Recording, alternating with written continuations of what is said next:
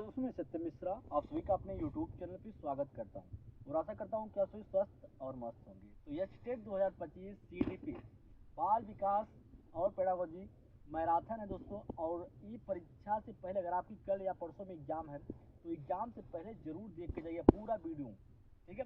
तो चलिए स्टार्ट करते हैं आज की क्लास का। यहाँ पे पहला प्रश्न, फटाफट दोस्तों प्रश्न देखेंगे और हम आंसर साझा करेंगे, फिर आगे चलेंगे, ठीक है। तो पहला प्रश्न है कि अधिगम अक्षमता निम्नलिखित में से किन कारकों के कारण होती है? अनुवांशिक कारक, शारीरिक कारक, पर्यावरणीय कारक या उपरोक्त सभी। तो अधिगम अक्षमता जो होता है ऐसा विकार होता है जो किसी व्यक्ति की नई जानकारी को समझने या प्रतिक्रिया करने की क्षमता को जो है वो प्रभावित करता है। अधिगम क्षमता सुनने के कौशल, भाषा कौशल जैसे आपके बोलना, पढ़ना या लिखने संबंधित सभी गणितीय संरचना आदि के साथ जो है समस्याएं जो है पैदा होती हैं। तो भैया अगर हम बात करें तो अधिगम अक्षमता जो होती है किन कारकों के कारण होती है? सभी कारक, चाहे अनुवांशिक हो, शारीरिक हो या पर्यावरणीय हो, तो उपरोक्त सभी जो है इसका राइट जवाब होगा। हम आगे बढ़ेंगे और अगले प्रश्न को यहाँ पे देखेंगे कि अधिगम का सबसे उपयुक्त अर्थ जो है डैश है। कौशल का अधिकरण, व्यवहार का संशोधन, व्यक्तिगत समायोजन, ज्ञान का अवतरण। तो अधिगम बच्चों के व्यवहार और अनुभव में बदलाव लाने के उद्देश्य से एक गतिशील प्रक्रिया है जिससे उन्हें नए कौशल प्राप्त करने और नई स्थितियों में उन पर सुधार करने में सक्षम जो है बनाया जाता है। तो इसमें शिक्षक और शिक्षार्थी के बीच जो है शिक्षण नामक एक प्रक्रिया के माध्यम से एक गतिविधि जो है अंतः क्रिया जो है वो शामिल होती है। तो अगर हम बात करें तो अधिगम का सबसे उपयुक्त अर्थ क्या होता है? व्यवहार में संशोधन। राइट जवाब इसका क्या होगा?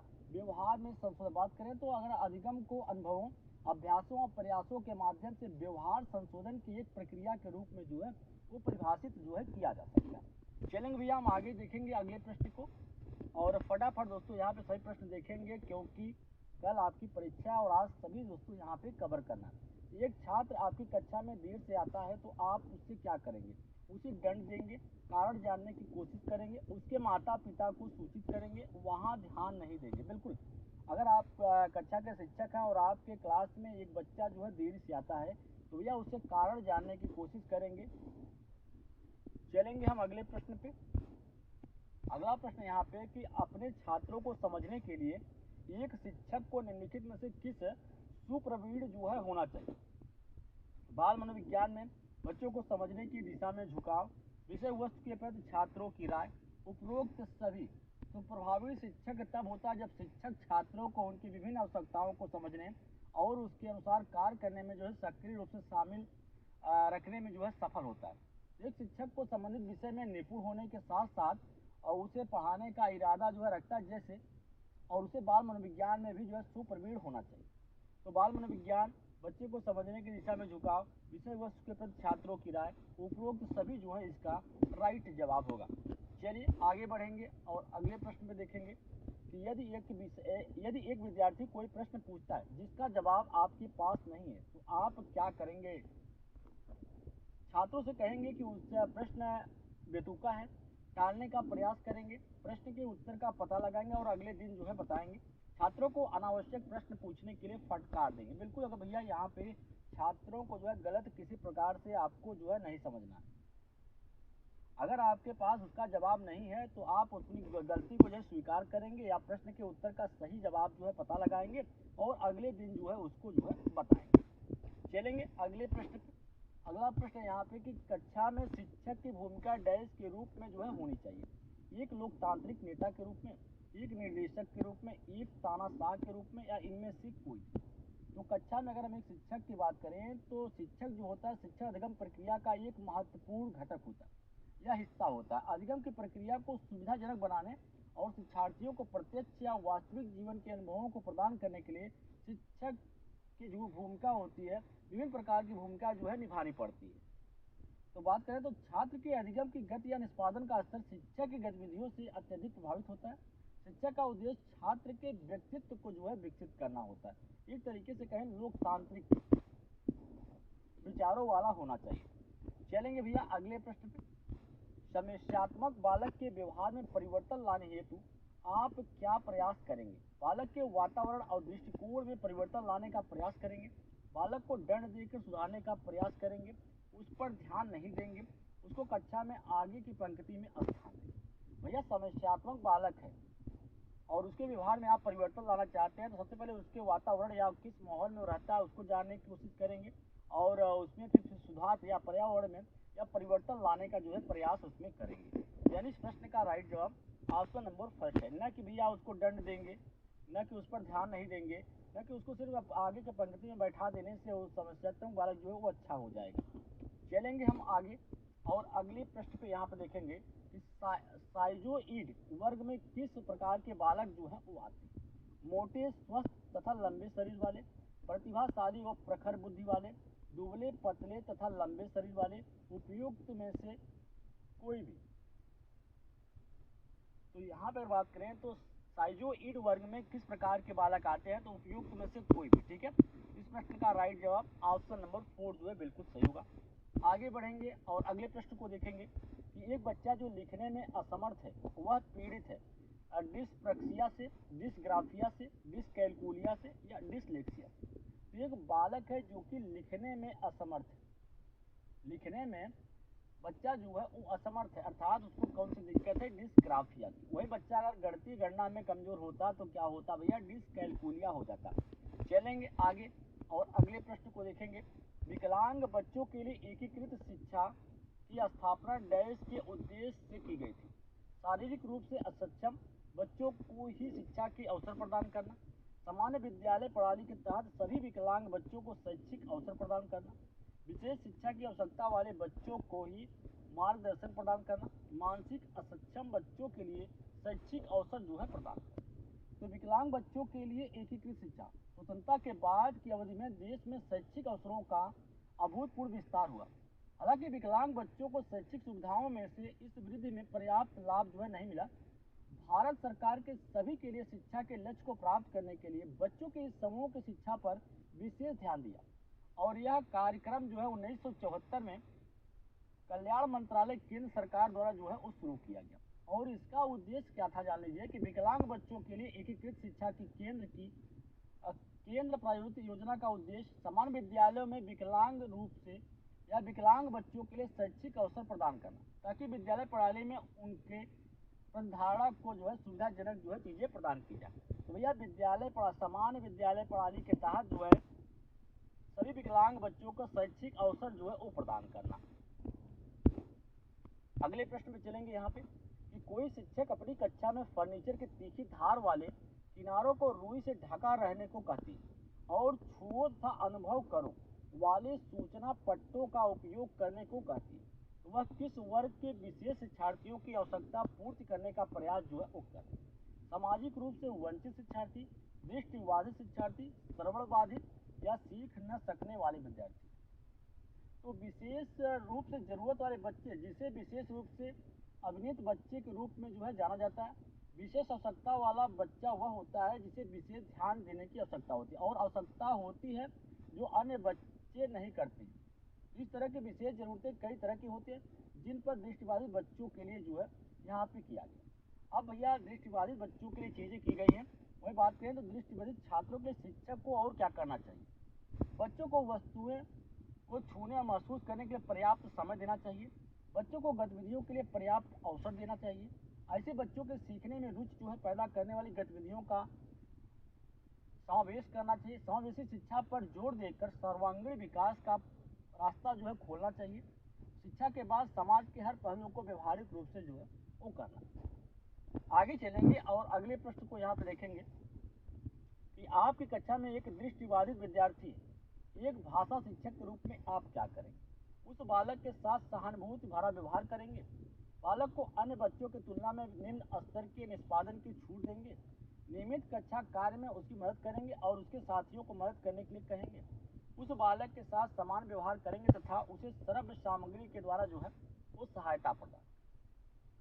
तो यहाँ पे बात उठती है भैया समावेशी शिक्षा की। स्कूल में सभी बच्चों के लिए शिक्षा, क्योंकि यह शिक्षा बच्चों के लिए शिक्षा प्रणाली में शामिल करने की को संदर्भित करता है, भले ही उसमें मतभेद या अक्षमता हो। तो यहाँ पे अगर बात करें तो इस प्रकार के बच्चों के लिए साथ समान व्यवहार करेंगे और उसके लिए श्रव्य सामग्री द्वारा जो है उसको सहायता प्रदान करेंगे। आगे चलेंगे अगला प्रश्न यहाँ पे कि गणित में अधिगम अक्षमता का आकलन निम्नलिखित में से किस परीक्षण द्वारा जो है सबसे उपयुक्त विधि से जो है किया जा सकता है? अभिवृत्ति परीक्षण, नैदानिक परीक्षण, स्क्रीनिंग परीक्षण या उपलब्धि परीक्षण। भैया इसका राइट जवाब यहाँ पे क्या हो जाएगा? ऑप्शन नंबर जो दूसरा है वो बिल्कुल सही होगा। चलेंगे आगे बढ़ेंगे और अगले प्रश्न को यहाँ पे देखेंगे कि एक बालक भाषा सीखते समय निम्नलिखित कठिनाइयाँ अनुभव कर पाता है, जैसे कि नाम तथा अक्षरों के ध्वनि को सीखने में कठिनाई, ऊंचे स्वरों में पढ़ने समय गलतियां करना, शब्दों और वाक्यों को पढ़ते समय दृष्टि बाधा, लेखन कार्यों को पूरा करने में अधिक समय लगा। तो बालक किसके लक्षण प्रदर्शित करता या करती? वाचन वैफल, लेख वैफल, सीखने में अक्षमता या सीखने का भय। तो भैया यहाँ पे वाचन वैफल्य की बात यहाँ पे की जा रही है। इसका राइट जवाब क्या होगा? वाचन वैफल। तो वाचन वैफल की बात करें तो वर्णमाला अधिगम में कठिनाई होती है, अक्षरों की ध्वनियों को सीखने में कठिनाई होती है, ऊंचे स्वरों में पढ़ने समय गलतियां करना, शब्दों और वाक्यों को पढ़ते समय दृष्टि बाधा आना, लेखन कार्य को पूरा करने में अधिक समय लगना, एकाग्रता में कठिनाई होना, पढ़ते समय बार बार अटकना, शब्दों को उल्टा या अक्षरों का क्रम इधर उधर करके पढ़ा जाना, जैसे नाम को मान्यास और सा को वाच पढ़ना। ठीक है, इस प्रकार की गलतियां होती हैं। इस प्रश्न का राइट जवाब ऑप्शन नंबर फर्स्ट होगा। आगे बढ़ेंगे और अगले प्रश्न को देखेंगे। यदि कोई अच्छा छात्र जो है अनुशासनहीनता तरीके से व्यवहार करना शुरू कर दे तो आप क्या करेंगे? उसके माता पिता से शिकायत करेंगे, प्रधानाध्यापक को रिपोर्ट करेंगे, उसकी समस्या जानने की कोशिश करेंगे और उसकी मदद करेंगे, या उसे सुधारने के लिए उसे कठोर दंड देंगे? तो भैया बच्चे को जो है उसको भगवान मानना और किसी प्रकार को उसको दंड या क्या चीज़ें जो है नहीं देनी है। तो बिल्कुल दंड तो नहीं देना है, या उसकी रिपोर्ट करने से वो सही हो जाएगा, या उसके माता पिता से शिकायत करेंगे तब सही होगा। बिल्कुल उसकी समस्या को जानने की कोशिश करेंगे, क्यों इस प्रकार से वो बच्चा जो है अनुशासनहीनता तरीके से व्यवहार कर रहा है, और उसकी जो है मदद करने की पूरी कोशिश करेंगे। आगे चलेंगे और अगले प्रश्न को यहाँ पे देखेंगे। शिक्षक की प्राथमिक जिम्मेदारी डैश के साथ समायोजन की नहीं, समायोजन की बच्चे के साथ, प्रधानाचार्य के साथ, शिक्षक के स्वयं के साथ, या इनमें से कोई नहीं? भैया बिल्कुल इसका राइट जवाब क्या होगा? ऑप्शन नंबर तीसरा जो है बिल्कुल सही होगा। शिक्षक का स्वयं के साथ प्राथमिक जिम्मेदारी होती है, शिक्षक जो है स्वयं के साथ जो है समायोजन कर पाए। निम्नलिखित में से कौन सा समायोजन का प्रत्यक्ष तरीका है? दमन करना, प्रक्षेपण करना, प्रतिगमन, या लक्ष्यों का प्रतिस्थापन? तो बिल्कुल अगर बात करें कौन सा समायोजन का प्रत्यक्ष तरीका है, तो लक्ष्यों का प्रतिस्थापन जो है समायोजन का प्रत्यक्ष तरीका मानता है कि जब कोई व्यक्ति अपने मूल लक्ष्यों को प्राप्त नहीं कर पा सकता है तो वे जानबूझकर एक वैकल्पिक लक्ष्य जो है चुनता है जो अधिक प्राप्त करने योग्य है, लेकिन फिर भी अंतर्निहित आवश्यकता को पूरा जो है वो करता है। चलेंगे हम आगे और अगले प्रश्न को देखेंगे। किसी छात्र को कड़ा दंड क्यों नहीं देना चाहिए? वह संस्थान छोड़कर किसी अन्य संस्थान में प्रवेश ले सकता है या सकती है, वह शिक्षक से झगड़ा कर सकता है या सकती है, छात्र के माता पिता शिक्षक की शिकायत कर सकते हैं, छात्र अपने अध्ययन, शिक्षक या संस्थान के प्रति एक नकारात्मक धारणा जो है बना सकती या सकता है। बिल्कुल भैया, एक छात्र को इसलिए दंड नहीं देना चाहिए क्योंकि वो छात्र जो है अपने अध्ययन व शिक्षक या संस्थान के प्रति जो है नकारात्मक धारणा जो है वो बना सकता है। आगे चलेंगे और अगले प्रश्न को देखेंगे। यहाँ पे बिल्कुल अगला प्रश्न है कि एक कक्षा 1 और 2 के शुरुआती समय में पढ़ने का प्रारंभ जो है डैश से हो और किसी डैश के लिए हो, अर्थ और उद्देश्य के लिए, अक्षर ज्ञान, मनोरंजन के लिए, शब्द पहचान, मूल्यांकन के लिए, अक्षर ज्ञान या उद्देश्य। तो बच्चे घर परिवार में प्रवेश से जिन अनुभवों को लेकर विद्यालय आते हैं वे बहुत समृद्ध होते हैं। उनकी इस भाषाई पूंजी का इस्तेमाल भाषा सीखने सिखाने के लिए जो है वो किया जाना चाहिए। इसलिए पढ़ने का प्रारंभ अर्थपूर्ण सामग्री से और किसी उद्देश्य के लिए हो, अर्थपूर्ण सामग्री एवं उसके उद्देश्य के लिए। बिल्कुल राइट जवाब क्या होगा? ऑप्शन नंबर फर्स्ट जो है बिल्कुल सही होगा। आगे बढ़ेंगे और अगले प्रश्न को देखेंगे। जब बच्चा कार्य करते हुए उगने लगता है तो यह इस बात का संकेत है कि संभवतः कार्य यांत्रिक रूप से बार बार हो रहा है, बच्चा बुद्धिमान नहीं है, बच्चे में सीखने की योग्यता नहीं है, बच्चे को अनुशासित करने की जरूरत है। भैया बिल्कुल जब कोई कार्य जो है बार बार यांत्रिक रूप से बार बार होता है तो बच्चा जो है उसको देख के या उसको करने में जो है उसको उबन होने लगती है। चलेंगे अगले प्रश्न पे। निम्नलिखित वाक्यों को पूरा करने के लिए सही विकल्प जो है चुनिए। छात्र जो है सामाजिक जागरूकता पैदा करने के लिए नुक्कड़ नाटक की पारंपरिक कला संस्कृति को आगे बढ़ा रहे हैं जो अब शहरी क्षेत्रों में डैश के रूप में जो है लोकप्रिय। मंची प्रदर्शन, सामाजिक सभाएं, फ्लैश मॉब्स या सार्वजनिक भाषण। तो राइट जवाब दोस्तों क्या हो जाएगा, ऑप्शन नंबर तीसरा जो है बिल्कुल सही होगा। आगे बढ़ेंगे अगले प्रश्न को, बच्चे कैसे सीखते हैं, इस कथन के संबंध में निम्नलिखित में से कौन सा सही नहीं है। बच्चे तब सीखते हैं जब वे संज्ञानात्मक रूप से तैयार होते हैं। बच्चे कई तरीके से सीखते हैं। बच्चे सीखते हैं क्योंकि वे स्वाभाविक रूप से प्रेरित होते हैं। बच्चे कक्षा में ही सीखते हैं, बिल्कुल यहाँ पे नहीं का जवाब देना है, तो बच्चे कक्षा में ही सीखते हैं क्या है, गलत है, और यही इसका राइट जवाब होगा।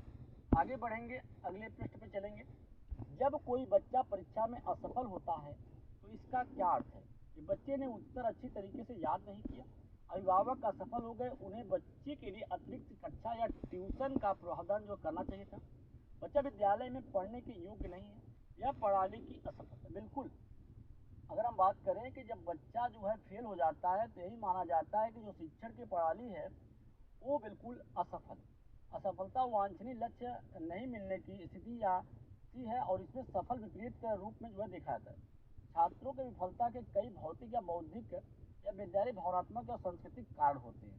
तो जब बच्चा बिल्कुल जो एक बच्चे की असफलता विद्यालय व्यवस्था था बच्चे के प्रति प्रक्रिया की असमर्थता का एक प्रतिबिंब है।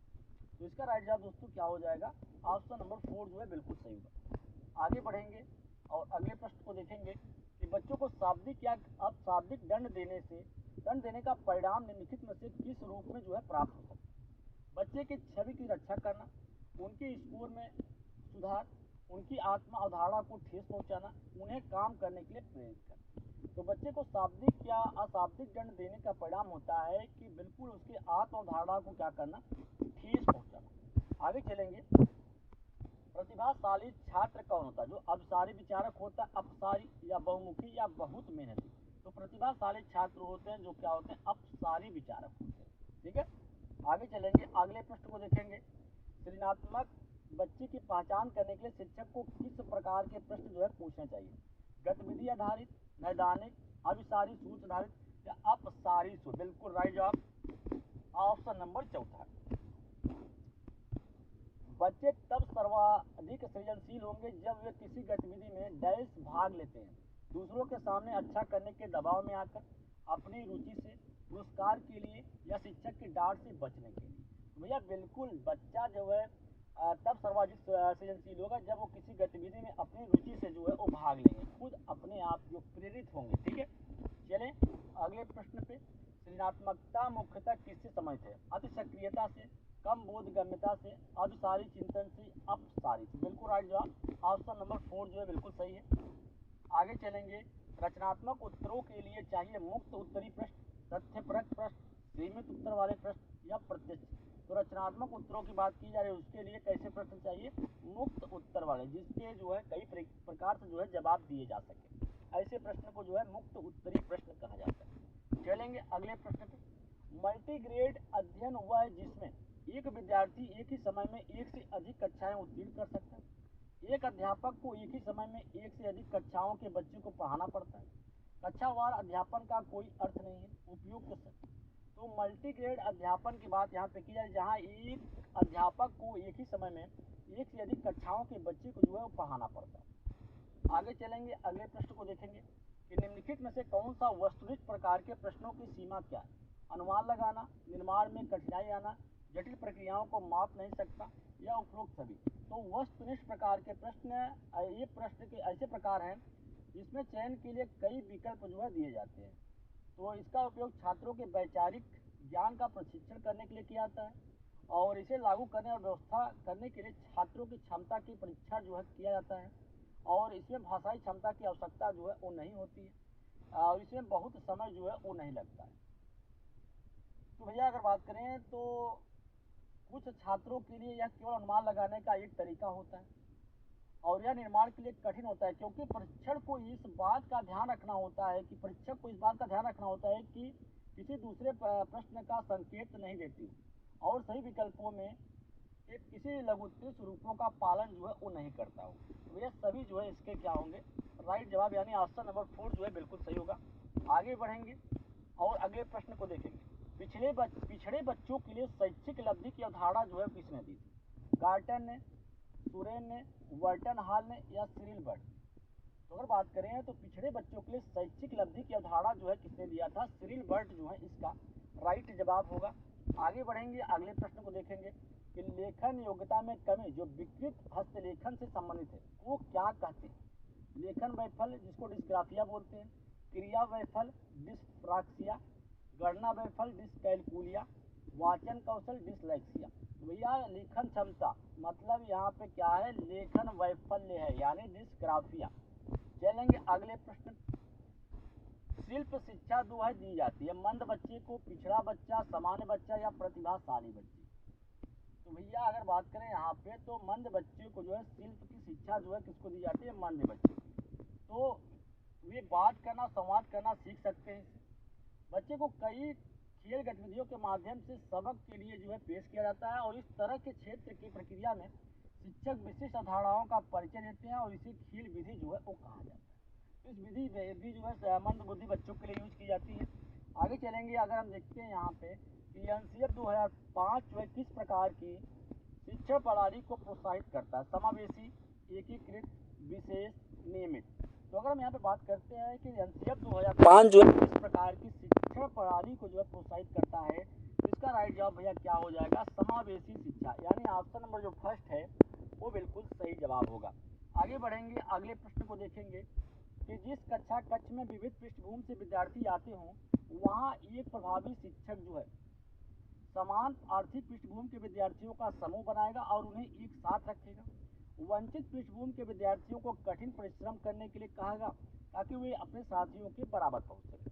समूह में व्यक्ति भिन्नता को बताने के लिए उनकी सांस्कृतिक जानकारी पर ध्यान देगा, सांस्कृतिक जानकारी की अनदेखी करेगा और एक सर्वमान्य तरीके से अपने सभी विद्यार्थियों के साथ व्यवहार करेगा। बिल्कुल, इस प्रश्न के अगर हम राइट जवाब की बात करते हैं तो जिस कक्षा कक्ष में विविध पृष्ठभूमि से विद्यार्थी आते हैं वहाँ एक प्रभावी शिक्षक क्या करेगा, संस्कृत की जानकारी की अनदेखी करेगा और एक सर्वमान्य तरीके से अपने सभी विद्यार्थियों के साथ जो है व्यवहार करेगा। आगे बढ़ेंगे, अगले प्रश्न को देखेंगे।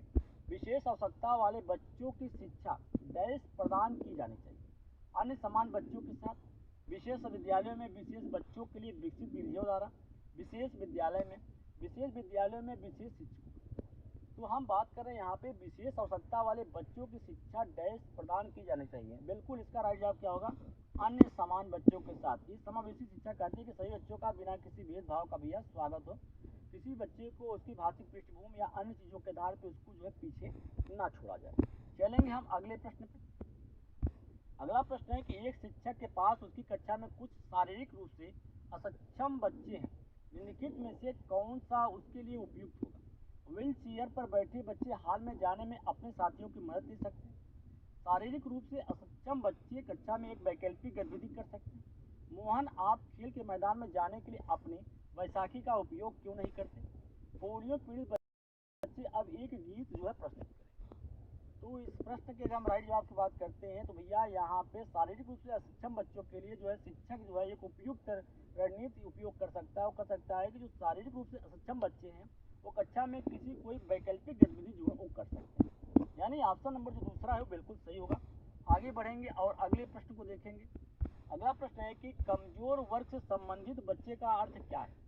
ऐसे माता पिता से संबंधित बच्चा जिसकी वार्षिक आय कम है, ऐसे माता पिता से संबंधित बच्चा जो वंचित समूह के अंतर्गत आता हो, ऐसे माता पिता से संबंधित बच्चा जो गरीबी रेखा से नीचे श्रेणी में आता हो, ऐसे माता पिता से संबंधित बच्चा जिसकी वार्षिक आय उपयुक्त सरकार द्वारा निर्दिष्ट न्यूनतम आयु सीमा से जो है वो कम हो। बिल्कुल भैया, राइट जवाब की बात करें तो ऑप्शन नंबर 4 जो है वो बिल्कुल सही होगा।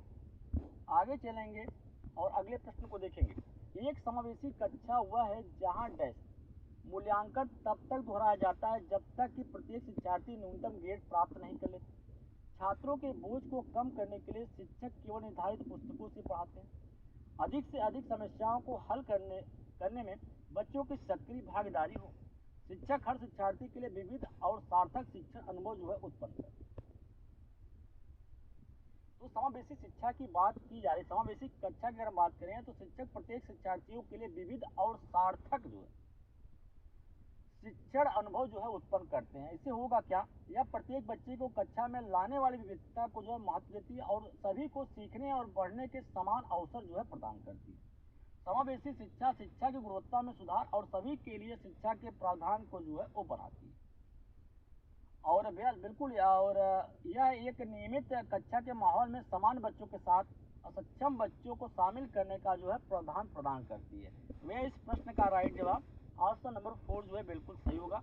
आगे बढ़ेंगे और अगले प्रश्न को देखेंगे कि जब दिव्यांग बच्चा पहली बार विद्यालय में आता है तो शिक्षक को चाहिए दिव्यांगता के अनुसार एक विशेष विद्यालय में बच्चे को भेज दें, उसे अन्य छात्रों से अलग कर दें, सहयोगी योजनाओं को विकसित करने के लिए बच्चे के माता पिता के साथ चर्चा करें, प्रवेश परीक्षा आयोजित करें। भैया जब एक दिव्यांग बच्चा जो है पहली बार विद्यालय आता है तो उसे सहयोगी योजनाओं को विकसित करने के लिए बच्चे के माता पिता के साथ जो है चर्चा करनी चाहिए। आगे चलेंगे और अगले प्रश्न को देखेंगे कि बच्चों के अधिगम और विकास में निम्नलिखित में से कौन सबसे अधिक योगदान देता है? परिवार, सहकर्मी समूह या टेलीविजन, परिवार, सहकर्मी समूह और शिक्षक, परिवार, नाटक, कंप्यूटर, परिवार, नाटक और पर्यटक। तो भैया बच्चों के अधिगम और विकास में सबसे अधिक योगदान देने की बात की जाए तो सबसे ज़्यादा योगदान उसका परिवार, फिर उसके साथ का जो समूह होता है और फिर उसके बाद कौन आता है? शिक्षक आते हैं। यानी ऑप्शन नंबर जो दूसरा है वो बिल्कुल सही होगा। आगे बढ़ेंगे। अगला प्रश्न है कि सतत एवं व्यापक मूल्यांकन जो है संदर्भित करता है छात्रों के विकास का दैनिक मूल्यांकन, छात्रों के नियमित मूल्यांकन की एक प्रणाली जो छात्रों के विकास के सभी पहलुओं को शामिल करती है। एक कक्षा में सभी छात्रों का नियमित मूल्यांकन, उपरोक्त सभी। तो भैया अगर हम मूल्यांकन की बात करते हैं तो मूल्यांकन क्या होता है? सतत या व्यापक मूल्यांकन शैक्षिक और स्वशैक्षिक दोनों गतिविधियों में छात्रों के प्रदर्शन का आकलन किया जाता है। निरंतर और व्यापक मूल्यांकन का उद्देश्य होता है कि छात्रों पर पाठ चर्चा के कार्यभार को कम करना और दोनों प्रकार की गतिविधियों में छात्रों के प्रदर्शन के मूल्यांकन के माध्यम से छात्रों के क्षमताओं और कौशल में क्या करना? सुधार करना। और यह इस बात पर जोर देता है कि शिक्षक का निर्णय बिना किसी पूर्वाग्रह के एक ईमानदार और वस्तुनिष्ठ मूल्यांकन के माध्यम से जो है वो किया जाता है। छात्रों के नियमित मूल्यांकन की एक प्रणाली जो छात्रों के विकास के सभी पहलुओं को जो है शामिल करती है। यह अपने बच्चों की प्रगति और प्रदर्शन के संबंध में माता पिता के साथ निरंतर बातचीत को भी जो है प्रोत्साहित करता है। तो भैया इस प्रश्न का जो राइट जवाब होगा ऑप्शन नंबर 4 होगा। चलेंगे अगले प्रश्न पर। बच्चों का या के मूल्यांकन केवल व्यक्तिगत विद्यार्थियों के मूल्यांकन के सबूत प्रदान करने के लिए किया जाना चाहिए का उद्देश्य बच्चों की तुलना करके उन्हें तदनुसार नामांकित करना होना, निष्पक्ष पेपर पेंसिल परीक्षा द्वारा केवल साल के अंत में किया जाना, गतिक होना चाहिए और उन कौशलों की पहचान करने के लिए जो बच्चे में मौजूद और सीखने के वह कौशल जिसकी उसमें जो है क्षमता। भैया इसका राइट जवाब अगर हम इस प्रश्न के देखेंगे तो ऑप्शन नंबर 4 जो है बिल्कुल सही होगा। अगले प्रश्न पे चलेंगे। सतत और व्यापक मूल्यांकन जो है वो बल देता है सीखने को सुनिश्चित करने के लिए व्यापक पैमाने पर निरंतर प्रशिक्षण, सीखने का अवलोकन, रिकॉर्ड और उसमें सुधार कैसे किया जा सके, शिक्षण के साथ परीक्षाओं का ठीक समस्वरूपण, बोर्ड परीक्षा का माहौल। तो सतत व्यापक मूल्यांकन की बात करते हैं तो भैया ये इस पर जोर देता है कि सीखने का अवलोकन करना, रिकॉर्ड करना और उसमें सुधार जो है कैसे किया जाए। बिल्कुल राइट जवाब ऑप्शन नंबर दूसरा जो बिल्कुल सही होगा। आगे बढ़ेंगे। अगला प्रश्न है यहाँ पे कि मानव विकास के 3 प्रमुख क्षेत्र कौन से? शारीरिक, संज्ञानात्मक, मनोसामाजिक, सामाजिक, संज्ञानात्मक, भावात्मक और सामाजिक, शारीरिक, भावात्मक और आध्यात्मिक, संज्ञानात्मक, आध्यात्मिक और भावात्मक। तो मानव विकास की अवस्थाओं की अगर बात करते हैं तो सबसे पहले आता है शारीरिक आता है, फिर उसका संज्ञानात्मक आता है, फिर सामाजिक आता है, फिर भावात्मक आता है। भैया राइट जवाब क्या होगा? ऑप्शन नंबर फर्स्ट जो है बिल्कुल सही होगा। आगे बढ़ेंगे और अगले प्रश्न को देखेंगे कि मूल्यांकन का मुख्य उद्देश्य क्या होता है? शिक्षार्थी के निष्पादन को जानना और उसमें फिर क्या करना? सुधार लाना होता है। अगले प्रश्न पे चलेंगे। अगला प्रश्न आपके सामने है कि व्यक्तिगत भिन्नता का अर्थ क्या है? दो व्यक्तियों के शरीर गठन में अंतर। कोई भी दो व्यक्ति शारीरिक गठन और मानसिक क्षमता के संबंध में समान होते हैं। प्रत्येक व्यक्ति शारीरिक संरचना, मानसिक क्षमता और भावात्मक स्थिति के संबंध में एक दूसरे से भिन्न होते हैं। उपरोक्त में से कोई नहीं। तो भैया व्यक्तिगत विभिन्नता की अगर बात करते हैं तो इसका राइट जवाब क्या होगा? ऑप्शन नंबर 3 बिल्कुल सही होगा कि प्रत्येक व्यक्ति शारीरिक संरचना, मानसिक क्षमता और भावात्मक स्थिति के संबंध में एक दूसरे से क्या होते हैं? बिल्कुल अलग होते हैं। आगे चलेंगे और अगले प्रश्न को देखेंगे कि जब एक शिक्षक लड़कों को लड़कियों की तुलना में गणित में स्वाभाविक रूप से बेहतर मानता है और यह दर्शाता है कि शिक्षक डैश है, लैंगिक पक्षपाती है, नैतिकतावादी है, सही विचारों वाला है, सदाचार। मेरे इस प्रश्न का राइट जवाब क्या होगा? ऑप्शन नंबर फर्स्ट होगा। क्या है वो? लैंगिक पक्षपाती। अगले प्रश्न पे चलेंगे कि कक्षा में लैंगिक रूढ़िवादिता से बचने के लिए एक शिक्षक को क्या करना चाहिए? लड़के और लड़कियों दोनों को गैर पारंपरिक भूमिकाओं में रखने की कोशिश करना चाहिए। अच्छी लड़की अच्छा लड़का कहकर छात्रों के अच्छे काम की सराहना करना चाहिए। लड़कियों को कुश्ती में हिस्सा लेने के लिए हतोत्साहित करना चाहिए। लड़कों को जोखिम लेने और साहसी होने के लिए प्रोत्साहित करना चाहिए। भैया यहाँ पे बात करें तो लड़कों को जोखिम और साहस के लिए प्रोत्साहित करना चाहिए, ये तो लैंगिक रूढ़िवादिता को दर्शा रहा है। वहीं लड़कियों को कुश्ती में हिस्सा लेने से हतोत्साहित कर रहा है। अब यहाँ पे बच रहा है आपके पास, तो लैंगिक रूढ़िवादिता एक अनुचित विचार है जो कि समानीकरण दृष्टिकोण या विशेषताओं को दर्शाता है जो महिलाओं पुरुषों के पास होना चाहिए। तो कक्षा में रूढ़िवादिता से बचने के लिए एक शिक्षक को लड़के और लड़कियों दोनों को गैर पारंपरिक भूमिकाओं में रखने की कोशिश करनी चाहिए। आगे चलेंगे अगले प्रश्न पे। अगला प्रश्न है कि भाषा सीखने का सही मनोवैज्ञानिक क्रम क्या है? सुनना, पढ़ना, बोलना, लिखना। बोलना, सुनना, पढ़ना और लिखना। सुनना, बोलना, पढ़ना और लिखना। सुनना, पढ़ना, लिखना और बोलना। तो भाषा सीखने का सही मनोवैज्ञानिक जो क्रम की बात करें तो सुनना, बोलना, पढ़ना और लिखना इसके अंतर्गत आता है। आगे चलेंगे अगले प्रश्न को। यहाँ पे देखेंगे कि स्कूल में शिक्षक द्वारा बच्चे की सृजनात्मकता डैश चाहिए, प्रोत्साहित नहीं की जानी चाहिए, प्रोत्साहित की जानी चाहिए, नवदासीन तरीके से नियंत्रित की जानी चाहिए, इनमें से कोई। तो स्कूल में शिक्षक द्वारा बच्चे की सृजनात्मकता को किसके द्वारा बढ़ाना चाहिए? प्रोत्साहित की जानी चाहिए। बिल्कुल, स्कूल में शिक्षक द्वारा बच्चे की रचनात्मकता प्रोत्साहित की जानी चाहिए। और इससे होता क्या है? यह उन लोगों के पास क्षमता है जो रचनात्मक, लगातार और कल्पनाशील है। सृजनात्मकता एक संज्ञानात्मक क्षमता है जो एक नए परिवेश की पेशकश करते हुए कुछ मूल उत्पन्न करता है। छात्रों के सृजनात्मकता को प्रोत्साहित और पोषित किया जा सकता है बच्चे के विचारों का सम्मान करके, बच्चे के उपन्यास सोच के लिए अग्रणी करके, बच्चे की चिंताओं को संतुष्ट करके, छात्रों को लचीले तरीके से सोचने में वो मदद करके। आगे चलेंगे और अगले प्रश्न को यहाँ पे देखेंगे कि भैया कीर्तिका घर पर ज़्यादा बात नहीं करती है, स्कूल में बहुत बातें करती है। यह दर्शाता है कि उसे अपने घर पर बिल्कुल पसंद नहीं है। उसके विचारों को स्कूल में स्वीकार किया जाता है।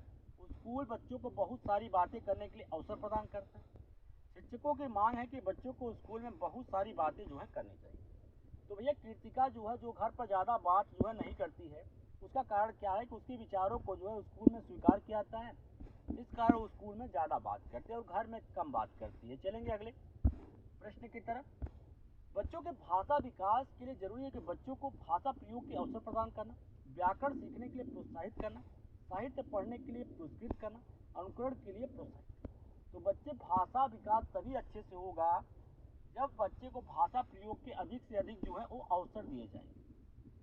चलिए आगे चलेंगे, अगले प्रश्न को देखेंगे। चिंतनशील विचार की चर्चा इनमें से किसने की थी? डेवी ने, रास्ट ने, वुडवर्थ ने या ड्रेबर ने? तो राइट जवाब इसका क्या हो जाएगा? डॉन डेवी इसके बिल्कुल राइट जवाब होगा। आगे चलेंगे। भाषा के विकास का सिद्धांत इसमें से कौन सा नहीं? अनुबंधन का सिद्धांत, अनुकरण का सिद्धांत, परिपक्वता का सिद्धांत, अवशेष ऊर्जा का सिद्धांत। तो भाषा विकास के सिद्धांत कौन सा नहीं है? अवशेष ऊर्जा इसका बिल्कुल वो राइट जवाब होगा। आगे चलेंगे भैया। चिंतन मानसिक क्रिया का डैश पहलू है, संज्ञानात्मक, भावात्मक, क्रियात्मक या इनमें से कोई? तो अगर हम यहाँ पे बात करें तो बीएस ब्लूम ने एक वर्गीकरण प्रस्तावित किया था जो 3 घटनानुक्रम मॉडल का एक समूह है जो कि शैक्षिक शिक्षण उद्देश्यों के वर्गीकरण को दर्शाता है। और बिल्कुल अगर बात करें तो चिंतन मानसिक क्रिया का संज्ञानात्मक पहलू, राइट जवाब ऑप्शन नंबर फर्स्ट है, बिल्कुल सही होगा। आगे बढ़ेंगे कि लेव वाइगोत्स्की के अनुसार बच्चे अपने स्वयं के व्यवहार को किस प्रकार नियंत्रित करते हैं? अनुकूलन प्रक्रियाओं द्वारा, आत्मवाक के प्रयोग द्वारा, संतुलीकरण प्रक्रिया द्वारा, स्वयं के पुनर्वर्ण के उपयोग। तो लेव वाइगोत्स्की के अनुसार बच्चे स्वयं से बातचीत करते हैं, व्यवहार को किस प्रकार नियंत्रित करते हैं? तो आत्मवाक के प्रयोग द्वारा। आगे चलेंगे और अगले प्रश्न को देखेंगे यहाँ पे आउट ऑफ द बॉक्स चिंतन जो है का संबंध डैश से, स्मृति आधारित चिंतन, अपसारी चिंतन, अभिसारी चिंतन या तर्क युक्त चिंतन। तो आउट ऑफ द बॉक्स चिंतन का संबंध जो है किसके है, अपसारी चिंतन से। अगले प्रश्न में चलेंगे कि भाषा अबोधन से संबंध विकार जो है कौन सा है। चलाघात है, पठन वैफल्य है, अधिगम विकलांगता है, भाषाघात। तो भैया अगर बात करें तो भाषा बोधन का संबंध जो है किसके है कि अधिगम विकलांगता से। अधिगम विकलांगता की बात करें तो तंत्रिका संबंधी विकार को दर्शाता है जो कि संज्ञानात्मक हानि का कारण बनती है, जिसमें होता है डिसलेक्सिया, डिसग्राफिया, डिसकैलकुलिया। सबसे सामान्य अधिगम विकलांगताएं जो है पाई जाती है। अधिगम अक्षमता की अगर बात करते हैं तो अधिगम क्षमता आंतरिक है और केंद्रीय तंत्रिका तंत्र की शिथिलता का जो है कारण बनती है। इसमें कई समस्याएं आती हैं, जैसे बच्चे को पढ़ने में समस्या आ जाएगी, गणना संबंधी चीज़ों में दिक्कत आ जाएगी, ठीक है। तो भाषा बिल्कुल अगर बात करें तो यहाँ पे पठन वैफल राइट जवाब इसका है। भाषा अवबोधन संबंधी विकार क्या है, पठन वैफल। राइट जवाब क्या है, ऑप्शन नंबर दूसरा जो है बिल्कुल सही जवाब होगा इसका। आगे चलेंगे, क्लाउड पिक्चर परीक्षण निम्नलिखित में से किसके मापन में जो है प्रयुक्त होता है। बुद्धि के, व्यक्तित्व के, अभिक्षमता के या अभिरुचि। तो क्लाउड पिक्चर प्रशिक्षण की बात की जा रही है तो इसका उपयोग जो है वो व्यक्तित्व मापन के लिए जो है वो किया था, यानी ऑप्शन नंबर जो तीसरा है बिल्कुल दूसरा, बिल्कुल सॉरी दूसरा जो है बिल्कुल राइट जवाब होगा। आगे बढ़ेंगे अगले प्रश्न को, नृत्य, नाटक और कला का उपयोग किसके लिए किया था। विशिष्ट लक्षणों का विकास, व्यक्तित्व में ढालना, अवरुद्ध और असहनीय प्रबल इच्छा के लिए एक निकास, इनमें से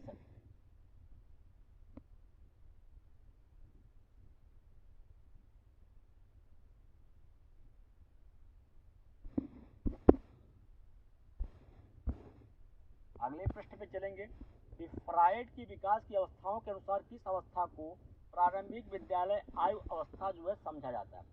मुदा अवस्था, बुधा अवस्था, सुषुप्ता अवस्था या लैंगिक अवस्था। तो फ्रायड की विकास की अवस्थाओं के अनुसार किस अवस्था को प्रारंभिक विद्यालय आयु कहा जाता है, तो सुषुप्ता अवस्था जो है बिल्कुल इसका राइट जवाब होगा।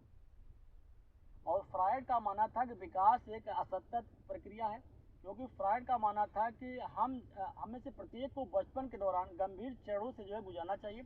अगर हमें किसी चरण के दौरान उचित पोषण पालन पोषण की कमी है तो हम उस चरण में फंस सकते हैं या तो ठीक हो सकते हैं, ठीक है। और व्यक्तित्व तो बचपन के दौरान अच्छी तरीके से स्थापित हो जाता है, मोटे तौर पर 5 साल की उम्र से पहले। बच्चों में सीखी गई निस्सहायता का कारण क्या है।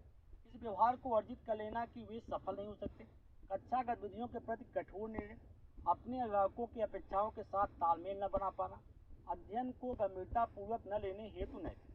तो बच्चों में सीखी गई निस्सहायता का कारण क्या हो सकता है कि इस व्यवहार को अर्जित कर लेना कि वे जो है सफल नहीं हो सकते हैं, ठीक है। राइट जवाब ऑप्शन नंबर फर्स्ट जो है बिल्कुल सही होगा। आगे चलेंगे अगले प्रश्न को देखेंगे यहाँ पे कि सामूहिक अचेतन की अवधारणा डैश के द्वारा जो है दी गई थी। पावलोव के द्वारा, स्किनर के द्वारा, फ्रायड या यूंग के द्वारा। तो सामूहिक अचेतन की बात की जा रही, किसकी अवधारणा किसके द्वारा दी गई थी, यूंग या यूंग के द्वारा, ठीक है। बिल्कुल कहीं पे भैया यहाँ पे लिखा गया है जुंग या यूंग, ठीक है। चलिए आगे चलेंगे और अगले प्रश्न को यहाँ पे देखेंगे। इदम, अहम, परहम डैश के 3 भाग हैं, मस्तिष्क के, व्यक्तित्व के, शरीर के, तंत्रिका तंत्र। तो फ्रायड के व्यक्तित्व सिद्धांत ने मन को 3 भागों में जो है बांटा था, इदम, अहम, परहम। व्यक्तित्व बिल्कुल, व्यक्तित्व तो बिल्कुल राइट जवाब क्या होगा, ऑप्शन नंबर फर्स्ट सेकंड जो है बिल्कुल सही होगा। आगे चलेंगे अगले प्रश्न को यहाँ पे देखेंगे कि निम्नलिखित में से कौन सा सृजनात्मकता का तत्व जो है नहीं है। धारा प्रवाहिता, लचीलापन, मौलिकता या स्मृतिकरण। राइट जवाब क्या है, ऑप्शन नंबर चौथा जो है बिल्कुल सही होगा। आगे बढ़ेंगे और अगले प्रश्न को यहाँ पे देखेंगे कि हार्वर्ड गार्डनर ने सुझाव दिया कि अलग अलग प्रकार की बुद्धियाँ होती हैं। निम्नलिखित में से कौन सी बुद्धि गार्डनर द्वारा प्रस्तावित प्रकारों में से एक नहीं है। संगीतमय, भाषाई, शारीरिक गति संवेदी, व्यवहारिक। तो भैया अगर बात करें तो हार्वर्ड गार्डनर ने कई प्रकार की बुद्धियाँ जो है सुझाई थी।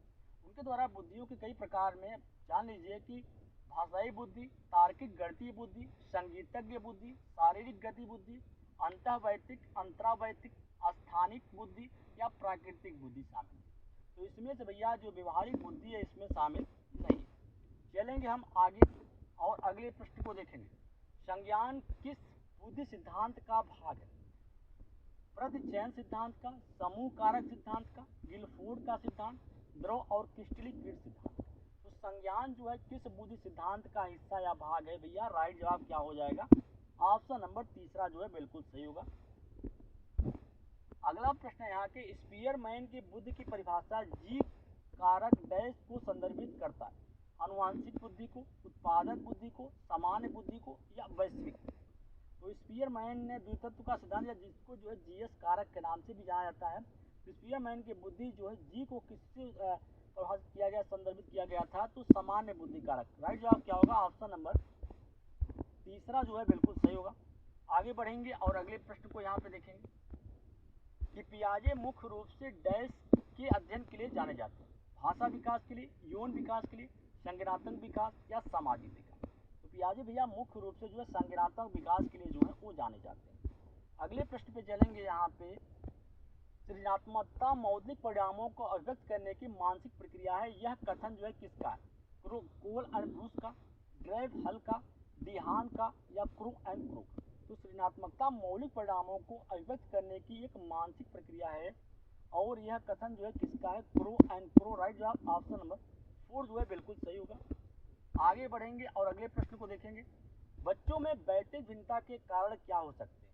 केवल वंशानुक्रम, केवल वातावरण, वंशानुक्रम एवं वातावरण दोनों, न तो वंशानुक्रम न ही वातावरण। तो बच्चों में बैठक भिन्नता के कारण क्या होते भैया? वंशानुक्रम और वातावरण दोनों ही कारक जो है वो होते हैं उसके बैठक भिन्नता का। आगे चलेंगे और अगले प्रश्न को देखेंगे यहाँ पे कि निम्नलिखित में से कौन सा कथन बुद्ध के बारे में सही नहीं है? यह किसी व्यक्ति की मानसिक क्षमता है, यह अनुकूलन में मदद करती है, इसे व्यवहार की गुणवत्ता के संदर्भ में आंका जाता है, यह स्थायी और अपरिवर्तनीय विशेषता है। तो राइट जवाब यहाँ पे क्या हो जाएगा? ऑप्शन नंबर चौथा जो है बिल्कुल सही होगा। यह स्थायी और क्या है? अपरिवर्तनीय विशेषता। आगे चलेंगे और अगले प्रश्न को यहाँ पे देखेंगे कि टर्मन के अनुसार डैश वाले बच्चों का आईक्यू जो है 90 से 100 के बीच की श्रेणी में माना जाता है? मंद बुद्धि, औसत बुद्धि, श्रेष्ठ बुद्धि या कमजोर मानसिकता? तो टर्मन के अनुसार डैश वाले बच्चे का आईक्यू जो होता है वो 90 से 100 के बीच में होता है, वो औसत बुद्धि वाला बच्चा होता है। आगे चलेंगे और अगले प्रश्न को देखेंगे यहाँ पे कि बुद्धि लब्धि की गणना करने का सूत्र क्या है? वास्तविक आय बटे मानसिक आय गुणे 100 के, मानसिक आय बटे वास्तविक आय गुणे 100 के, या 2 गुणे मानसिक आय बटे वास्तविक गुणे 100 के, मानसिक आय इंटू 2 अपान वास्तविक आय गुणे 100 के। तो बुद्धि लब्धि की गणना के लिए मानसिक आय बटे वास्तविक आय गुणे 100 ये फार्मूला होता है। ठीक है, चलेंगे अगले प्रश्न पे। भाटिया बैटरी प्रशिक्षण की बात की जाए तो भाटिया बैटरी का उपयोग निम्न में से किसको मापने के लिए जो है किया जाता है? व्यक्तित्व के लिए, रुचि के लिए, बुद्धि के लिए या अभिक्षमता के लिए? तो भाटिया बैटरी का उपयोग जो है निम्नलिखित में से बुद्धि को मापने के लिए जो है इसका उपयोग जो है वो किया जाता है। आगे चलेंगे, अगले प्रश्न को देखेंगे। प्रथम बुद्धि प्रशिक्षण का निर्माण जो है किस मनोवैज्ञानिक ने जो है किया था? विलियम जेम्स ने, जेबी वाटसन ने, विलियम मैकडॉगल ने या अल्फ्रेड बीने ने? तो प्रथम बुद्धि प्रशिक्षण फ्रांसीसी मनोवैज्ञानिक अल्फ्रेड बीने के द्वारा जो है विकसित किया गया था। आगे चलेंगे और अगले प्रश्न को देखेंगे। एक प्रभावी शिक्षक कौन होता है? अविवेदित अन्वेषण और मानवीकृत आकलन पर बल देना, अपने विद्यार्थियों की भावनात्मक आवश्यकताओं को ध्यान में रखना, गलत उत्तरों के लिए विद्यार्थियों को दंडित करना, ज्ञान के ज्यों के त्यों पुनरुत्पादन पर बल देता। तो एक प्रभावी शिक्षक की बात करें तो एक प्रभावी शिक्षक वह होता है जो शैक्षिक क्षेत्र में सिर्फ एक विशेषज्ञ से ज़्यादा होता है। प्रभावी शिक्षण तब होता है जब एक शिक्षक विभिन्न प्रकार के अधिगम के अनुभव प्रदान करके छात्रों को अधिगम में सक्रिय रूप से जो है संलग्न रखने में जो है सफल होता है। अगर हम बात करें कि एक प्रभावी शिक्षक की क्या विशेषताएं होती हैं तो जान लीजिए कि यह एक बिल्कुल एक प्रभावी कक्षा की बात की जाए यहाँ पे तो एक प्रभावी कक्षा होती है जहाँ शिक्षक एक सूत्रधार और एक आदर्श होता है, न कि केवल एक प्रशिक्षक होता है। शिक्षक जो है छात्रों को अधिगम के लिए प्रेरित करने और अवधारणाओं को दैनिक जीवन में से जोड़ने के लिए वास्तविक जीवन के उदाहरण जो है प्रदान कर सकते हैं। तो अपने विद्यार्थियों के भावनात्मक आवश्यकताओं को जो है वो ध्यान में रखें। चलेंगे अगले प्रश्न।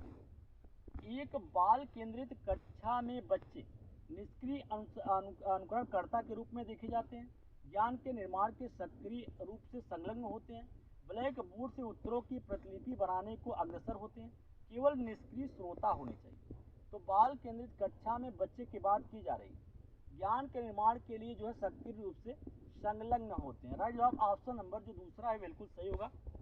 आगे चलेंगे और अगले प्रश्न को यहाँ पे देखेंगे कि शिक्षा का उद्देश्य होना चाहिए कि विद्यार्थियों में व्यावसायिक कौशल का विकास करना, विद्यार्थियों में सामाजिक चेतना का विकास करना, विद्यार्थियों को परीक्षा के लिए तैयार करना, विद्यार्थियों को व्यवहारिक जीवन के लिए तैयार करना। तो भैया शिक्षा का उद्देश्य होता है शिक्षा का कि विद्यार्थियों को व्यवहारिक जीवन के लिए जो है वो तैयार करना। ठीक है, आगे चलेंगे और अगले प्रश्न को देखेंगे कि बाल मनोविज्ञान के आधार पर कौन सा कथन जो है उपयुक्त है। सभी बच्चे जो है सजाती होते हैं, कुछ बच्चे सजाती होते हैं, कुछ बच्चे अद्वितीय होते हैं, प्रत्येक बच्चा अद्वितीय होता है। बिल्कुल बाल मनोविज्ञान के आधार पे अगर हम कहें तो प्रत्येक बच्चा जो है वो अद्वितीय या विशिष्ट होता है, तो बिल्कुल सही होगा। राइट जवाब ऑप्शन नंबर चौथा जो है बिल्कुल सही होगा। आगे चलेंगे कि 9 वर्ष तक के एक छात्र का नैतिक तर्क किस पर आधारित होता है। किसी क्रिया का भौतिक परिणाम अच्छाई या खराबी को निर्धारित करता है। यदि किसी की स्वयं की आवश्यकताओं को पूरा करने में महत्वपूर्ण भूमिका निभाई जाती है तो क्रिया को सही माना जाता है। नियमों का पालन करने से प्रतिफल में कुछ लाभ मिलना चाहिए। सही क्रिया हुआ है जिसे किया जाए लेकिन उस व्यक्ति द्वारा जिसके व्यवहार से दूसरे को प्रभावित करने की संभावना। चलेंगे भैया आगे और अगले प्रश्न को यहाँ पे देखेंगे। जीन पियाजे के अनुसार अधिगम के लिए इनमें से कौन सा आवश्यक होता है। अंतर्निहित न्याय में विश्वास, शिक्षकों और अभिभावकों द्वारा पुनर्बलन, शिक्षकों द्वारा वातावरण की सक्रिय खोज, वयस्कों के व्यवहार का अवलोकन करना। तो जीन पियाजे ने कहा कि बच्चे सक्रिय रूप से दुनिया की अपनी समझ का जो है निर्माण करते हैं। उनका मानना था कि एक बच्चे का दिमाग जो है बचपन से किशोरावस्था तक विचार के चरणों से होकर जो है गुजरता है। जीन पियाजे की बात करें तो जानकारी कल पर्यावरण से बच्चे के दिमाग में प्रवेश नहीं करती, इसे बच्चे के सीखने को जो सुनिश्चित करना चाहिए। बच्चे आसपास के वातावरण के साथ संपर्क के ज्ञान को जो है विकसित करते हैं।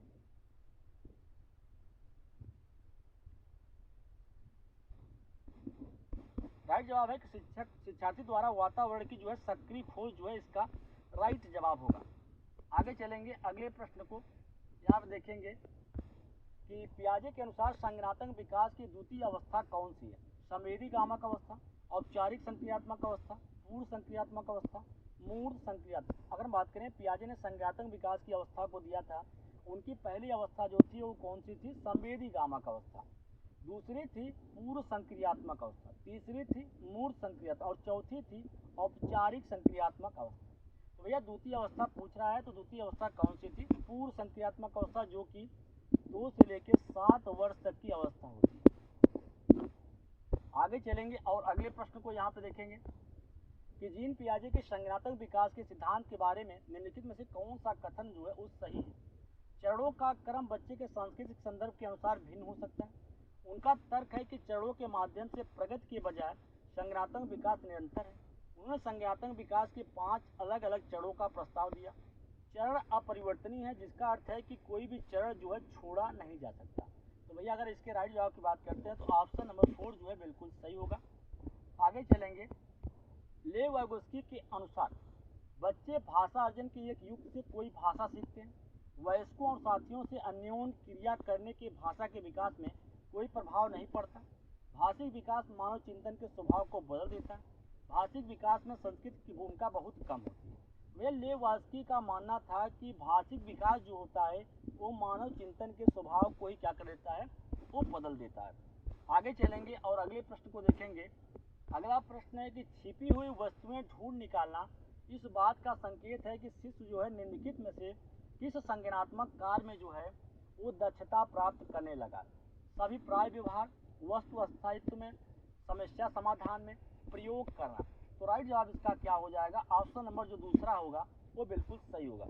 चलेंगे आगे अगले प्रश्न पे, निम्नलिखित में से किस चरण के दौरान जो है बच्चा वस्तु स्थायित्व को विकसित करने से लगता है? संवेदी पेशिक अवस्था में, पूर्ण संक्रियात्मक अवस्था, मूढ़ संक्रियात्मक अवस्था, औपचारिक संक्रियात्मक। तो राइट जवाब इसका क्या होगा? ऑप्शन नंबर जो फर्स्ट है वो बिल्कुल सही जवाब होगा। चलेंगे आगे और अगले प्रश्न को देखेंगे। कोहलर वर्ग के अनुसार एक शिक्षक जो है बच्चों में नैतिक मूल्य जो है पैदा कर सकता है। धार्मिक शिक्षा को महत्व देकर, व्यवहार के स्पष्ट नियमों को बताकर, नैतिक मुद्दों पर विचार विमर्श में उसको जो है शामिल करके, व्यवहार कैसा करना है पर सख्त निर्देश देकर। तो कोहलर वर्ग के अनुसार शिक्षक बच्चों में नैतिक मूल्य पैदा कर सकता है कि नैतिक मुद्दों पर विचार विमर्श करने में उसको जो है उस शामिल करके। जब बच्चा किसी चीज़ में सक्रिय रूप से शामिल होगा तो जाहिर सी बात है चीज़ों को अच्छे से ग्रहण करेगा और सीखेगा। चलेंगे हम अगले प्रश्न पे। वह अवस्था जिसमें बच्चा वस्तुओं और घटनाओं के बारे में तार्किक रूप से जो है सोचना शुरू कर देता है डैश कहलाती है? संवेदी गामक अवस्था, पूर्ण संक्रियात्मक अवस्था, औपचारिक संक्रियात्मक अवस्था, मूर्त संक्रियात्मक अवस्था। बिल्कुल अगर हम इस प्रश्न के राइट जवाब की बात करते हैं तो वह अवस्था जिसमें बच्चा जो है वस्तुओं घटनाओं के बारे में जो है तार्किक रूप से सोचना शुरू कर देता है वो मूर्त संक्रियात्मक अवस्था जो है वो कहलाती है। यानी जो आपकी 7 से लेके 11 वर्ष तक की अवस्था होती है वो अवस्था मूर्त संक्रियात्मक अवस्था होती है। आगे चलेंगे। पियाजे के अनुसार निम्नलिखित चरणों में से कौन सा बच्चा जो है अमूर्त प्रस्ताव के बारे में तार्किक रूप से जो है सोचना शुरू कर देता है?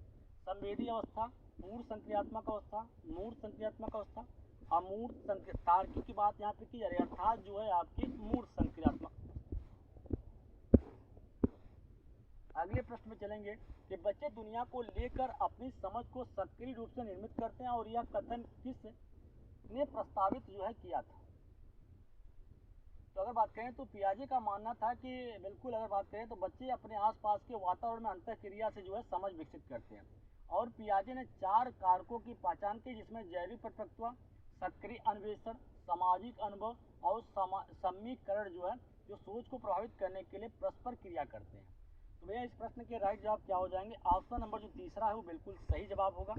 आगे बढ़ेंगे और अगले प्रश्न को यहाँ पे देखेंगे। इनमें से कौन सा सामाजिकरण के द्वितीयक कारक है? स्कूल और परिवार के निकटतम सदस्य, परिवार और संबंधी, परिवार और पड़ोसी, स्कूल और पड़ोसी। बिल्कुल यहाँ पे द्वितीयक कारक की बात की जा रही है तो द्वितीयक कारक में आपका स्कूल और पड़ोस आता है। प्राथमिक कारक में आपका अपना परिवार। अगले प्रश्न में चलेंगे कि परिवार एक साधन है औपचारिक शिक्षा का, अनौपचारिक शिक्षा का, गैर औपचारिक शिक्षा का, दूरस्थ शिक्षा का। तो परिवार एक साधन है किसका? अनौपचारिक शिक्षा का साधन क्या है? परिवार एक अनौपचारिक शिक्षा का साधन है। बच्चों का सामाजिक विकास वास्तव में आरंभ होता है प्रारंभिक विद्यालय अवस्था में, शैशवावस्था में, पूर्व बालावस्था में, उत्तर बालावस्था में। तो बच्चे का सामाजिक विकास वास्तव में जो प्रारंभ होता है कब से? शैशवावस्था से ही जो है प्रारंभ हो जाता है। आगे चलेंगे अगले प्रश्न पे और अगला प्रश्न यहाँ पे आपके सामने है कि सुनीता एक 12 वर्षीय लड़की विशेष संगीतीय क्षमता जो है रखती है।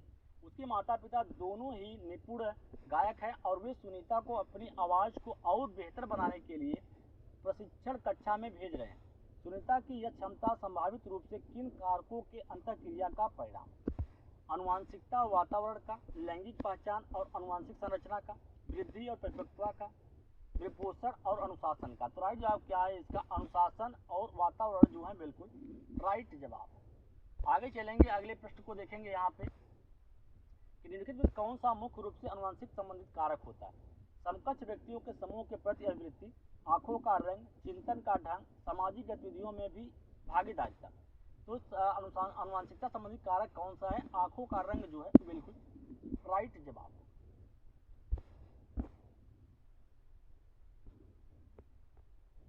बाल मनोविज्ञान के अनुसार शिक्षा में किसका स्थान जो है केंद्रीय होता है? बच्चे का, शिक्षक का, अभिभावक का या प्रशासक का? तो बाल मनोविज्ञान के अनुसार शिक्षा में किसका स्थान केंद्रीय होता है? तो बिल्कुल बच्चे का, क्योंकि बच्चे को ही सब कुछ मान के जो है शिक्षा प्रदान की जाती है। सर्वप्रथम मनोविज्ञान ने अपनी आत्मा का परित्याग किया, फिर उसने अपने मन का त्याग किया, इसके बाद उसने अवचेतना का त्याग किया, अब वह व्यवहार की विधि को जो है स्वीकार करता है। यह कथन जो है किसने दिया था? मून ने, जेवी वाटसन, वुडवर्थ या मैकडोगल ने? तो अमेरिकी अकादमिक मनोवैज्ञानिक वुडवर्थ को व्यक्तित्व प्रशिक्षण विकसित करने का श्रेय जो है दिया गया था और उन्होंने जो है इस चीज़ को माना था कि भैया सबसे पहले मनोविज्ञान ने अपनी आत्मा का त्याग किया, फिर उसके बाद अपने मन का, और उसके बाद उसने चेतना का भी जो है त्याग किया। अब वह व्यवहार की विधि को जो है स्वीकार करता है। राइट जवाब ऑप्शन नंबर तीसरा जो है बिल्कुल सही होगा। आगे बढ़ेंगे। प्रयोगात्मक विधि को सर्वप्रथम जो है किसने प्रस्तावित किया था? जुंड ने, राइस एवं कार्नमैन ने, विल हेल्टमैन बुंट ने, कोलिंस व ड्रेबर ने।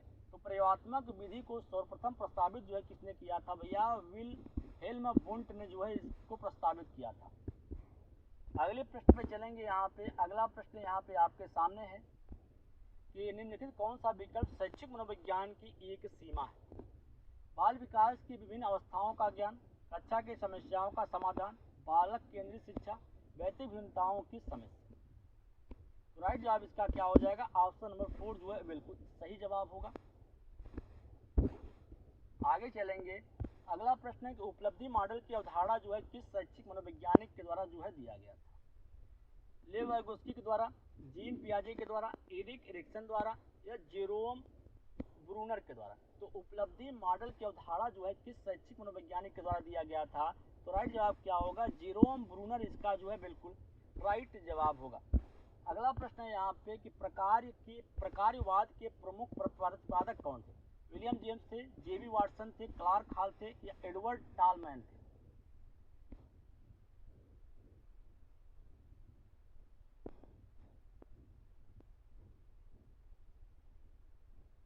बिल्कुल बात करें तो इसका राइट जवाब भैया क्या हो जाएगा? यहाँ पे अगले प्रश्न पे चलेंगे और अगला प्रश्न यहाँ पे देखेंगे कि बाल मनोविज्ञान में अध्ययन जो है किया जाता है बालक के जन्म से लेकर बाल्यावस्था तक, बालक के जन्म के पूर्व गर्भावस्था से लेकर किशोरावस्था तक का, बालक के जन्म से लेकर प्रौढ़ावस्था तक, बालक के जन्म से लेकर युवावस्था तक। तो भैया बाल मनोविज्ञान में जो है अध्ययन किया जाता है बालक के जन्म के पूर्व गर्भावस्था से लेकर किशोरावस्था तक का अध्ययन जो है वो इसमें किया जाता है। आगे चलेंगे। विकासात्मक मनोविज्ञान के संस्थापक या जनक कौन है? रोनी फ्रैंकबर्ग हैं, ची स्टेनली हॉल हैं, रॉबर्ट सिरपेल हैं, या जीन पियाजे? तो जीन पियाजे को व्यापक रूप से विकासात्मक मनोविज्ञान का जनक माना जाता है। उन्होंने यह समझने में अभूतपूर्व योगदान दिया है कि बच्चे जो है कैसे सोचते हैं और सीखते हैं। विकास के चारों चरण सहित संज्ञानात्मक विकास के उनके सिद्धांत आज भी क्षेत्र में जो है प्रभावशाली बने हुए। जबकि कई अन्य हस्तियों ने विकासात्मक मनोविज्ञान में महत्वपूर्ण योगदान दिया, पियाजे के अग्रणी कार्य और अस्थायी प्रभाव ने जनक के रूप में उनकी स्थिति को जो है मजबूत बनाए रखा। तो राइट जवाब ऑप्शन नंबर जो चौथा है बिल्कुल सही होगा। आगे बढ़ेंगे। अगला प्रश्न है कि बाल मनोविज्ञान का या विश्लेषणात्मक अर्थ क्या होता है? धनात्मक विज्ञान होता है, गर्भावस्था से लेकर किशोरावस्था तक का हाल होता है, बालक के मानसिक विकास का अध्ययन होता है, उपरोक्त सभी। राइट जवाब क्या होगा? ऑप्शन नंबर चौथा जो है बिल्कुल सही जवाब होगा। आगे बढ़ेंगे। अगला प्रश्न है यहाँ पे कि भैया क्या बुद्धिमान माता पिता के बच्चे हमेशा पढ़ाई में अव्वल होते हैं? नहीं, हाँ, ईश्वर पर निर्भर है, मनोविज्ञान। तो क्या बुद्धिमान माता पिता के बच्चे जो हैं वो हमेशा पढ़ाई में अव्वल होते हैं? नहीं, एक गलत है। ठीक है, चलेंगे अगले प्रश्न पे। माता पिता से संतानों को कौन सा गुण जो है प्राप्त होता है? चरित्र का, वंशानुक्रम का, वातावरण का, या आदत का? तो राइट जवाब क्या हो जाएगा? ऑप्शन नंबर दूसरा जो है बिल्कुल सही होगा। आगे चलेंगे। बाल्यावस्था की अवधि जो है होती है जन्म से लेकर 3 वर्ष तक की आयु, तीसरे वर्ष से लेकर 6 वर्ष तक की आयु, छठवें वर्ष से लेकर 12 वर्ष तक की आयु, दूसरे वर्ष से लेकर 10 या 12 वर्ष तक की जो आयु होती है। तो अगर बात करें तो बाल्यावस्था की बात करें तो प्रारंभिक बाल्यावस्था और उत्तर बाल्यावस्था, बाल्यावस्था को दो भागों में बांटा गया। बाल्यावस्था मानव जीवन काल के जन्म से लेकर यौवन तक की अवधि को जो है दर्शाता है। इसमें कई विकासात्मक चरण होते हैं। यह जो है 2 वर्ष से लेकर 10 वर्ष या 12 वर्ष तक की आयु होती है। इसमें 2 चरण होते हैं, अर्थात प्रारंभिक बाल्यावस्था और उत्तर बाल्यावस्था। राइट जवाब क्या हो जाएगा? ऑप्शन नंबर चौथा जो है बिल्कुल सही होगा। आगे बढ़ेंगे। विकास की कौन सी अवस्था जो है तनाव या तूफान की अवस्था कही जाती है? शैशवावस्था, बाल्यावस्था, किशोरावस्था, प्रौढ़ावस्था। तो विकास की कौन सी अवस्था तनाव या तूफान की अवस्था कही जाती है? तो किशोरावस्था भैया बिल्कुल सही जवाब होगा। ऑप्शन नंबर तीसरा जो है बिल्कुल सही होगा। चलेंगे अगले प्रश्न पे। शिक्षा मनोविज्ञान या मनोविज्ञान की वह शाखा है जो शिक्षण व अधिगम से संबंधित है, और यह कथन जो है किसने दिया था? वुडवर्थ के द्वारा, स्कीनर द्वारा, सिम्पसन द्वारा, या पावलॉव द्वारा? तो शैक्षिक मनोविज्ञान मनोविज्ञान की एक विशिष्ट शाखा है जो इस बात पर केंद्रित है कि लोग कैसे सीखते हैं और शिक्षक अधिगम को अधिक प्रभावी ढंग से कैसे सुगम बना सकते हैं। स्किनर ने शैक्षिक मनोविज्ञान को मनोविज्ञान की उस शाखा के रूप में परिभाषित किया जो शिक्षण और अधिगम से क्या होती है, संबंधित होती है। राइट जवाब ऑप्शन नंबर सेकंड है। आगे चलेंगे, अगला प्रश्न है कि शैक्षिक मनोविज्ञान के पिता के रूप में किसे जाना जाता है? ईएल थॉर्नडाइक को, पेस्टालॉजी को, हर्बर्ट को, फ्रॉबिल को। तो शैक्षिक मनोविज्ञान की बात करें तो बिल्कुल शैक्षिक मनोविज्ञान किसी व्यक्ति के जन्म से लेकर वृद्धावस्था तक के अधिगम के अनुभवों का वर्णन और व्याख्या वो करता है। तो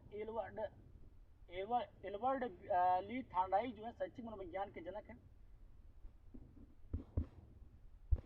अगले प्रश्न पे चलेंगे यहाँ पे, और अगला प्रश्न है कि किसके अनुसार अधिगम के अंतर्गत वातावरणीय आवश्यकताओं की पूर्ति के लिए व्यवहार में आए समस्त परिमार्जन समाहित रहते हैं? Gardner Murphy, Henry P Smith, Crow and Crow, BF Skinner. तो बात करें व्यवहारवादियों द्वारा अधिगम को अक्सर अनुभव या पर्यावरण के साथ अंतःक्रिया के परिवार स्वरूप व्यवहार में परिवर्तन या संशोधन के रूप में परिभाषित किया जाता है। और अधिगम में पर्यावरणीय आवश्यकताओं को पूरा करने के लिए व्यवहार में हर संशोधन शामिल होता है। अधिगम पर यह गार्डनर मार्फी के विचार से वो मेल खाता है, यानी ऑप्शन नंबर फर्स्ट है वो बिल्कुल सही होगा। आगे बढ़ेंगे और अगले प्रश्न को देख लेते हैं कि निम्नलिखित में से कौन सा प्रशिक्षण भाटिया पैडी प्रशिक्षण का भाग नहीं? पैटर्न ड्राइंग प्रशिक्षण, अल्जेंडर का पास प्रशिक्षण, वस्तु समानुक्रम प्रशिक्षण या चित्र निर्माण।